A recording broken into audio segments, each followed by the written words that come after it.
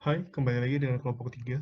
Kali ini kami akan membahas tentang chapter 14, yaitu Handling Errors. Pembahasan akan diberikan oleh saya, Leandros Wijaya, dengan bantuan teman saya, Jose Orana, Makal Erianto, dan Nathanael Tristan. Pertama-tama kita akan membahas tentang proyek yang akan kita gunakan sebagai contoh untuk lebih detail menjelaskan tentang handling errors. Contoh yang akan kita gunakan adalah Address Book Project. Nah, di sini kita akan membahas tentang prinsip-prinsip dari melakukan throw suatu exception, ya, atau memberikan suatu exception. Yang perlu kita perhatikan adalah suatu fitur tentang bahasa yang khusus.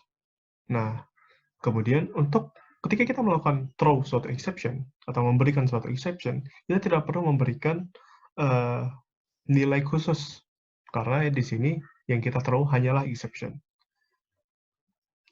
Kemudian pada bagian klien, error tidak dapat harus dipikirkan, jadi tidak dapat dihiraukan. Kemudian ketika error terjadi, maka susunan dari suatu program akan dihentikan karena adanya throw dari exception ini. Ketika error terjadi, exception akan di-throw. Nah, ketika exception sudah di-throw, maka jalan alur dari suatu program akan stop di situ. Kemudian setelah kita melakukan exception throwing, kita perlu memberikan recovery action. Kemudian berikut kita dapat melihat penjelasan dari bagaimana exception itu di-throw. Ketika kita ingin melakukan throw suatu exception, kita perlu membentuk objek. Nah, setelah objek sudah kita bentuk, kita akan masukkan kata kunci throw untuk menjelaskan bahwa pada saat itu, pada pembentukan objek itu, kita akan memberikan suatu exception. Kita akan men-throw suatu exception. Kemudian untuk Java documentation-nya, kita menggunakan add throws beserta exception yang kita throw dan alasannya. Berikut di sudut kanan bawah, kita dapat melihat bahwa diberikan hierarki dari class exception yang sudah terdapat pada Java sendiri. Yang pertama adalah throwable. Error dan exception merupakan bagian dari kelas throwable yang merupakan juga standar library class. Kemudian runtime exception adalah bagian dari kelas exception. Perlu dibedakan antara error dan exception. Kemudian user dapat mendefine atau membentuk suatu kelas exception-nya sendiri pada bagian class exception atau dari runtime exception.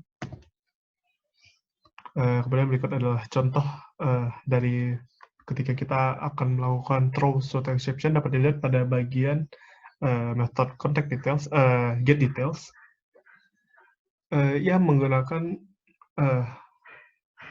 statement if yang apabila string key itu null atau kosong, maka ia akan memberikan exception.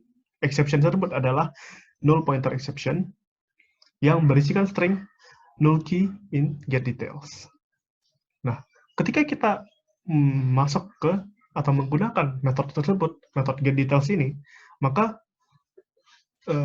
apabila dilakukan pengecekan dan betul string key itu tidak berisikan apa-apa atau null, maka string null pointer exception yang berisikan null key in get details akan muncul.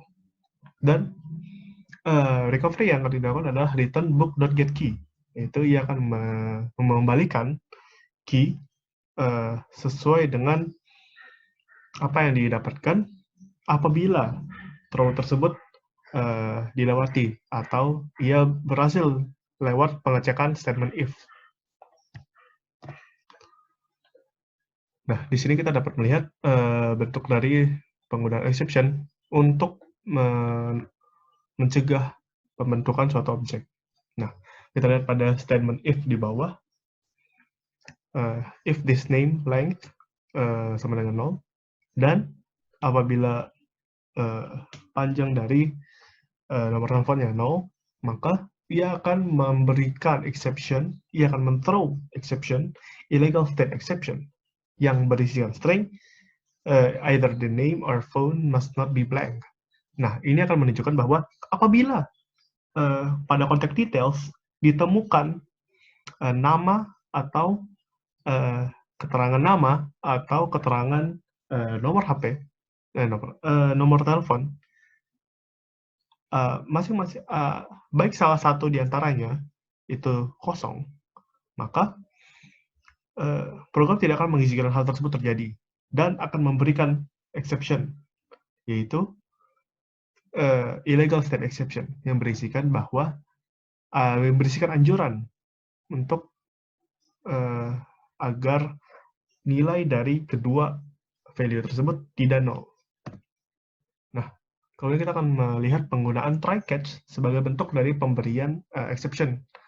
Nah, dapat dilihat pada contoh yang diberikan baik di sudut kanan atau di pada contoh berikut, try. Nah, untuk pada bagian try, pada bagian try-catch itu dibagi menjadi dua bagian, di mana bagian try berisikan program atau line codes yang akan kita cek. Dan kemudian catch merupakan bagian yang akan berisikan exception beserta penanganannya. Nah, dapat dilihat pada bagian sudut kanan bawah. Pada bagian try, diberikan line codes yang akan dicek, yaitu ketika mendeklarasikan file name, ketika memanggil metode dari address book untuk melakukan save, dan juga akan memberikan nilai successful. Nah, pada bagian catch diberikan throw suatu exception. Pada bagian tidak diistilahkan sebagai throw, namun diberikan catch suatu exception, dan juga apabila pada bagian try terbukti terdapat illegal argument atau invalid argument, maka ia akan masuk ke bagian catch, di mana akan diberikan exception, yaitu IO exception, yang berisikan print atau penampilan suatu string, yaitu unable to save to file name, dan juga akan diberikan tambahan lagi, yaitu successful, variable successful akan bernilai false, di mana apabila try berhasil dan tidak terdapat illegal argument, maka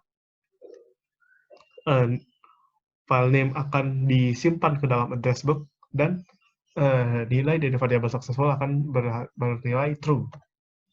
Nah, kemudian begini dapat juga dilakukan pada metode try-catch, yaitu memberikan exception tidak hanya satu, namun multiple exceptions. Dapat dilihat pada contoh, ia melakukan pengecekan untuk exception EOF exception dan file not found exception. Jadi pada metode try-catch dapat dilakukan stacking pada exception checking-nya. Kemudian pada metode try-catch juga didapat suatu kata kunci, yaitu finally, yang dapat digunakan untuk melakukan eksekusi ketika return diberikan. Nah, dapat dilihat pada penjelasannya di bagian kiri. Performs any action here, comment to whether or not an exception is thrown. Berarti ia tidak akan mempedulikan apakah catch dilakukan atau tidak, yang berarti exception dilakukan atau tidak, tapi ia akan tetap melakukan apapun yang terdapat pada domain finally tersebut, tidak terkecuali. Kemudian ini merupakan deklarasi atau bagaimana kita melakukan defining suatu exception baru. Nah, dapat dilihat pada kelas, kita akan membentuk suatu class exception yang bernama no matching details exception, yang akan melakukan extend dari class exception. Nah, class exception ini merupakan kelas utama yang berada di satu tingkatan dengan class error. Nah, ini menandakan bahwa class no matching details exception merupakan subclass dari class exception. Karena itu ia merupakan suatu class exception yang dapat digunakan untuk melakukan throw atau melakukan package. Kemudian ini merupakan bentuk dari error recovery yang dapat kita lakukan. Dapat dilihat pada untuk melakukan error recovery, sebenarnya yang perlu kita lakukan adalah untuk membentuk suatu logic statement menggunakan pada contoh di sini kita menggunakan do while yang dapat memberikan bentuk penanganan apabila catch dijalankan. Kemudian ini merupakan bentuk dari object serialization. Dan sekian dari penjelasan kelompok 3 untuk handling errors. Terima kasih atas perhatiannya.